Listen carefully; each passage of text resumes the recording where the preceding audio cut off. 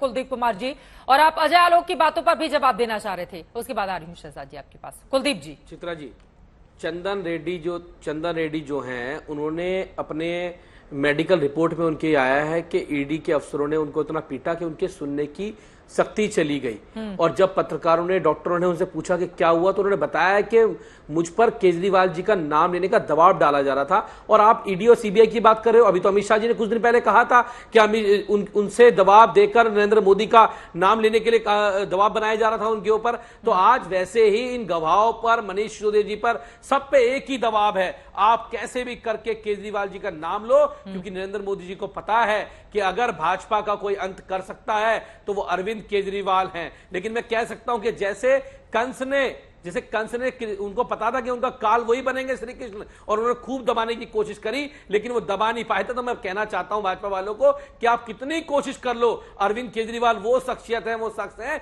जो आंदोलन से निकल के आए हैं, लाठियां खा के आए हैं, अनशन करके आए हैं। उन्होंने अपनी IAS की नौकरी को छोड़ा है जनता के लिए, इस भ्रष्टाचार खत्म करने के लिए। ये लड़ाई जारी रहेगी। और जो भी उन्होंने विधानसभा के अंदर तथ्य रखे थे, वो तथ्य एक एक जगह तक जाएंगे, एक एक गांव तक जाएंगे, एक एक शहर तक जाएंगे, पूरे देश के लोग। ठीक है सर, ये कृष्ण वाला बयान तो गुजरात में भी हम सबने सुना था कुलदीप कुमार जी, कि अरविंद केजरीवाल कृष्ण हैं। लेकिन ठीक है, उन बातों का असर तो नहीं हुआ ना। लेकिन शहजाद पूनावाला उनकी बातों, खैर वो कह रहे हैं कि अरविंद केजरीवाल कृष्ण हैं और जो कंस है उसका अंत नजदीक है, और बीजेपी को अरविंद केजरीवाल ही हराएंगे, इस वजह से उनके पीछे एजेंसियां पड़ गई हैं।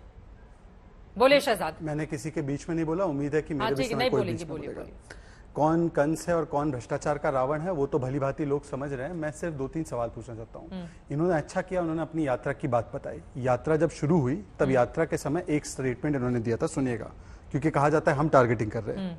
कर दो एसीबी, अगर तुमसे जांच नहीं होती तो जांच करानी है, सोनिया गांधी को गिरफ्तार करो, 2 दिन उसका इंटेरोगेशन करो, देखो पता चल जाएगा किस किसने रिश्वत ली और किस किसने। अब जब ये अन्ना हजारे के अनुयायी थे तो सोनिया गांधी को जेल भेजना चाह रहे थे, लालू प्रसाद को करप्ट बताते थे। ऐसा सियासी धर्मांतरण हुआ है और बने हैं लालू और राहुल के ऐसे अनुयायी कि आज ये सोनिया गांधी पर दिया हुआ वक्तव्य और लालू पर दिया हुआ वक्तव्य, क्या इसको खंडन करते हैं? अब ये दूसरे वक्तव्य निकालेंगे, पर मैं इसलिए आ रहा हूं, आरोपों प्रत्यारोप पर छोड़ दीजिए। मैं आता हूं कन्विक्शन किसकी हुई है और ऑर्डर कोर्ट का किसके खिलाफ आ रहा है। कोर्ट ने ये सारी बातें जो इन्होंने बताई है रेड्डी जी के बारे में, उसको संज्ञान में लेते हुए भी मनीष सिसोदिया, सत्येंद्र जैन को राहत नहीं दी है। तो क्या कोर्ट भी विद्वेष की भावना कर रहा है, या कोर्ट भी देख रहा है कि नोक पर बयान लिया गया है, बंदूक की नोक पर बयान लेने के बावजूद भी उसको कोई राहत नहीं मिल रही है? पहली बात, क्या कोर्ट विद्वेष कर रही है? दूसरी बात, लालू प्रसाद यादव कन्विक्टेड थे 2013 में। उनका केस शुरू हुआ कब? वो तब यूपीए की सरकार या कांग्रेस की सरकारें थी, बीजेपी की कोई सरकारें ही नहीं थी। तो क्या वो विद्वेष की भावना से हुआ? समाजवादी पार्टी का केस कब शुरू हुआ था, डिस्प्रपोर्शनेट एसेट्स का केस, और कब हुआ खत्म? 2019 में। जब 2004 से 14 इनकी सरकारें थी तो डीएमके के खिलाफ, आरजेडी के खिलाफ, एनसीपी के खिलाफ, टीएमसी के खिलाफ, ये सारे केस तब भी थे। हाँ। और आज भी है। तो कैसे हम किसी की टारगेटिंग करें? पर मेरे 2 स्पेसिफिक सवाल है।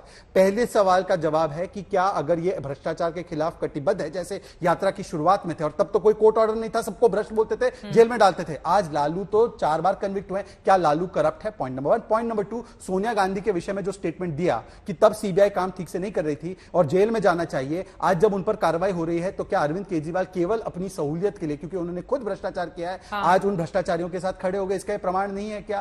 और तीसरी बात, मैंने स्पेसिफिक सवाल शराब घोटाले के पूछे, आज तक एक भी सवाल ना प्रियंका कक्कड़ दे पाई, ना कुलदीप जी दे पा रहे। कुलदीप जी, आप जवाब दीजिए उनके तमाम सवालों पर। और सवाल ये भी है, देखिए, अगर आप शराब की नीति लाते हैं, फिर उसको खत्म करते हैं, बंद करते हैं, उसको हटाते हैं, फिर आज ये उदाहरण देना कि हमने पंजाब में इसको लागू किया, भाई वहां पर तो 50% का मुनाफा हो गया और दिल्ली में इन लोगों ने लागू नहीं होने दिया। बिल्कुल, वो तो आप लोगों का निर्णय था ना। बिल्कुल, निश्चित शराब नीति आम आदमी पार्टी ने निश्चित रूप से चित्रा जी, वो पॉलिसी जो थी वो शराब माफियाओं पर नकेल कसने की पॉलिसी थी। जो दिल्ली में अवैध शराब का धंधा होता था उसको बंद करने की पॉलिसी थी, और वही पॉलिसी सेम अब पंजाब के अंदर कॉपी पेस्ट की गई, इंप्लीमेंट की गई। हाँ। और वहां पर 50% का रेवेन्यू बढ़ गया, क्योंकि वो फुल स्टेट है, वहां ये कुछ कर नहीं सकते। लेकिन दिल्ली के अंदर इन्होंने उसके अंदर खूब अड़ंगे अड़ाए, खूब इन्होंने वो किया। और निश्चित रूप से मैं कह सकता हूं कि ये भ्रष्टाचार की बात करते हैं तो मैं इनसे पूछता हूं कि वो जो वॉशिंग मशीन में हेमंत विश्व शर्मा नहाए हैं, लागू करने के बाद रेवेन्यू कम हुआ था ना, नारायण राणे,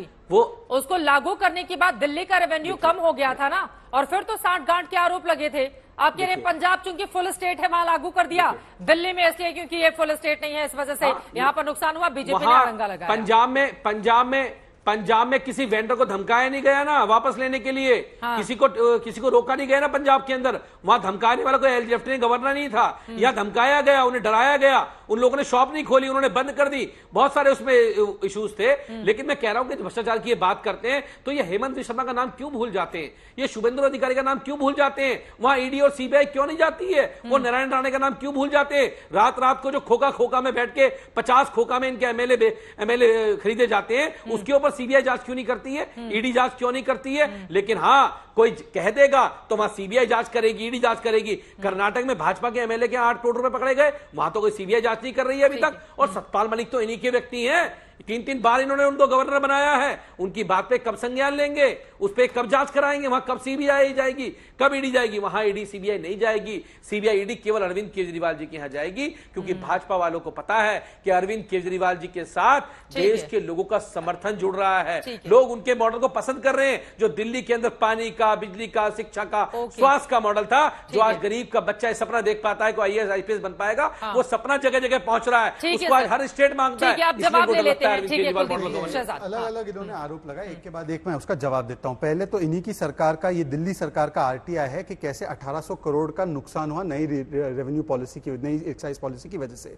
और इसीलिए इसको वापस लिया गया। और दिल्ली का ये बार बार जिक्र कर रहे, पंजाब का जिक्र कर रहे, पंजाब में भी हाईकोर्ट पंजाब ने उनकी एक्साइज पॉलिसी का संज्ञान लेते हुए नोटिस इशू किया, और उसने कहा प्रथम दृष्टया इसमें भ्रष्टाचार नजर आता है। तो पंजाब में भी यही पॉलिसी में भ्रष्टाचार चल रहा है, उसका जो भी विवेचना कोर्ट को करनी है वो करती रहेगी, और उसके बाद निकलेगा। मैं आपको एक उदाहरण दे दूं, जो 750 ml की बोतल आती है, इनको तो ज्यादा ध्यान होगा इन चीजों का, वहां पर सरकारी रेवेन्यू होता था 330 रुपए प्रति बोतल, उसको घटाकर 8 रुपए कर दिया, और जो शराब माफिया का रेवेन्यू था वो 33 रुपए से बढ़ाकर 363 रुपए कर दिया। इसलिए रेवेन्यू लॉस हुआ 1800-2000 करोड़ रुपए का, यह फैक्ट है। अब दूसरी बात मैं इनसे पूछना चाहता हूं, उन्होंने कहा ईडी सीबीआई की कार्रवाई सिलेक्टिवली की होती है। 14 पार्टियां यही तर्क लेकर, अभी अभिषेक मनु सिंघवी जो आपके वकील है इस मामले में, गए थे, सुप्रीम कोर्ट ने क्यों तवज्जो नहीं दिया। चलिए छोड़ दीजिए उसको, मुकुल सांगमा का केस लेते हैं। मुकुल सांगमा के ऊपर तब भी कार्रवाई चली जब वो हमारे साथ थे, पर आप बोल रहे थे ना भ्रष्ट है, तो टीएमसी में कैसे चले गए वो। प्रताप सरनाइक, उसका उदाहरण लेता हूं, महाराष्ट्र का उन्होंने जिक्र किया। प्रताप सरनाइक पे उद्धव सेना की सरकार थी, मुंबई पुलिस ने टॉप्स केस में क्लोजर रिपोर्ट दिया, हमारी ईडी ने जाकर हाईकोर्ट में कहा नो क्लोजर रिपोर्ट, हम इसको प्रोसिक्यूट करना चाहते हैं। आज भी वो केस चल रहा है, बताइए कौन सा केस बंद किया। हेमंता बिस्वा शर्मा की सीबीआई की क्वेश्चनिंग हुई, उसके बाद वो कोर्ट में गया। अगर इनके पास सबूत है इन नेताओं के खिलाफ पर, तो जाकर एक कोर्ट में सबूत क्यों नहीं देते। और आखिरी बात मैं सिर्फ इतना कहना चाहता हूं, बंदूक की नोक पर ईडी ने स्टेटमेंट दिया है, इसका प्रमाण आना चाहिए। आज तक जैसे बड़े चैनल पर एक विधायक, चलिए ऐसे वैसे कोई प्रवक्ता होते तो मैं मान भी लेता, ये विधायक है, मतलब संविधान की शपथ खाए हुए व्यक्ति, पब्लिक सर्वेंट है, मेरे भी विधायक है। मैं विधायक जी से हाथ जोड़कर पूछ रहा हूं, आपने पब्लिक सर्वेंट पे उस सवाल उठाया कि बंदूक की नोक पर स्टेटमेंट चेंज करा, किसका स्टेटमेंट, बंदूक की नोक पर, जवाब दीजिए, इसका जवाब मिलना चाहिए आज तक पे। कुलदीप जी 2 लाइन में अगर जवाब है दे दीजिए, उसके बाद बाकी मेहमानों के पास जाऊंगी। कुलदीप कुमार जी, वो आपसे सबूत मांग रहे हैं। देखिए, मैंने बंदूक की नोक वाले बयान, देखिए मैंने तो आपको पूरी लिस्ट बताई थी, मैंने तो आपको लिस्ट बताई। चंदन रेड्डी ने कोर्ट अपना उसको बंदूक की नोक पे लिया है, अरुण पिल्लई ने दिया, उसको बंदूक की नोक पे लिया, भूषण बेलगवी ने दिया। बंदूक की नोक किसको दिखाई, सबसे लिया, सबसे अरुण पिल्ले और चंदन यादव के खिलाफ बंदूक की नोक इस्तेमाल की ईडी ने, आपका स्टेटमेंट ऑफिशियल। बंदूक की नोक पे तो सरकार चल रही है। अरे शहजाद पूनावाला जी, ये बदलोगे नहीं ना स्टेटमेंट, रातों रात सरकार गिराई जा रही है, खोखा करके सरकार गिराई जा रही है पूरे देश भर में। आपको नहीं पता क्या रातों रात कैसे महाराष्ट्र की सरकार बदल गई, आपको नहीं पता क्या? अच्छी बात, आपने जो 3 महीने तक आपने, वैसे वो 800 करोड़ के ऑडियो टेप का क्या हुआ, उसमें रखा जेल के अंदर, 800 करोड़ के ऑडियो टेप का क्या हुआ, उनके कोर्ट के ऑर्डर को पढ़ा आपने, 800 करोड़ के आपने पढ़ा, उसके ऑडियो टेप का क्या हुआ, आपने नहीं पढ़ा होगा ना। कौन सा ऑर्डर बताइए कौन सा ऑर्डर, कोर्ट कीजिए। आज ये देश जानना चाहता है, कोर्ट की जानना चाहता है कि जेपीसी बनाने से आपको क्या डर लगता है। अब जेपीसी पे मत भागो, टीएमसी को जेपीसी नहीं चाहिए, बोलिए ऑर्डर कौन सा है कोर्ट का, कोर्ट कीजिए, अपनी जांच से कोर्ट कीजिए ना ऑर्डर को, कौन से कोर्ट का ऑर्डर, कोर्ट कीजिए। अपनी जांच से क्यों भागते हो बताओ।